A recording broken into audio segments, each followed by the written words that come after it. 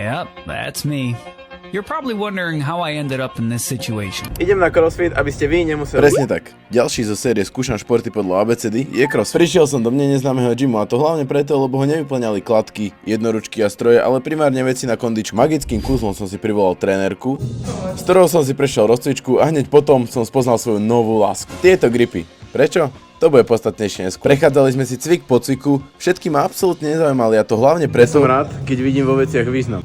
Robím nejaký cvik a ten je na určitú partiu. Tu robím necviky a je to na nepartie, proste, že ten cvik nemá význam žiaden. Ale všetko mi ide od ruky proste zatiaľ. Vraj toto nepoužívajú pri tomto cviku, že to je proste na hrazdu. Ja som videl, jak to používajú na olympiáde. A keďže ja mám olympijskú silu, tak to idem robiť s tým. Hej, Šimonko, keby si ty len vedel. Išlo mi to fakt dobre a zás mi chcela odobrať gripy, ako keby sa to malo robiť bez nich. Daj to sem, tento dostý papriček. Hej, hovorím, že to je vďaka tomuto, lebo to používajú spierači. A závidí mi. Daj si dole ty gripy, ty dilin. Chyť si to okolo toho palca. Progresoval som váhu po váhe hore, až zrazu prišiel ten osudový moment, kde nastalo toto.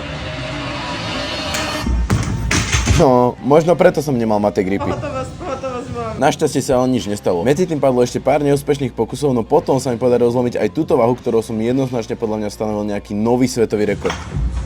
Drž.